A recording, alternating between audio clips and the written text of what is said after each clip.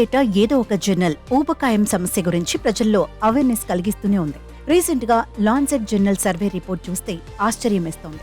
1990లో ఊబకాయం సమస్యతో బాధపడే వారి సంఖ్య 0.4 మిలియన్స్ ఉండగా 2022లో ఓన్లీ ఇండియాలోనే అది కూడా 5 నుంచి 19 ఏళ్ల పిల్లల్లో 12.5 మిలియన్లకు పెరిగిందని లాన్సెట్ రిపోర్ట్లో తెలిసిందే. వరల్డ్ వైడ్ గా ఊబకాయం ప్రాబ్లంతో బాధపడే వారి సంఖ్య పిల్లలు పెద్దలతో కలిపి 1 బిలియన్ దాటింది. ఇప్పుడు అదే విషయం అందర్నీ తెగ ఆశ్చర్యపరుస్తోంది.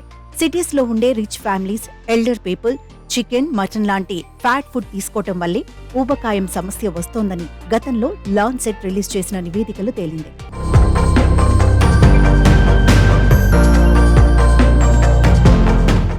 దీనివల్ల శరీరంలో విపరీతమైన మార్పులు చోటు చేసుకుని అనారోగ్యానికి దారి తీస్తున్నాయని తెలిసిందే. ఊబకాయ సమస్య వల్ల ఇతరత్రా హెల్త్ ఇష్యూస్ కూడా వస్తున్నాయి. కార్డియోవాస్కులర్ డిసీజెస్, టైప్ 2 డయాబెటీస్, కీళ్ల సమస్యలు లాంటి వాటిని ప్రజలు ఎదుర్కోవాల్సి వస్తోంది.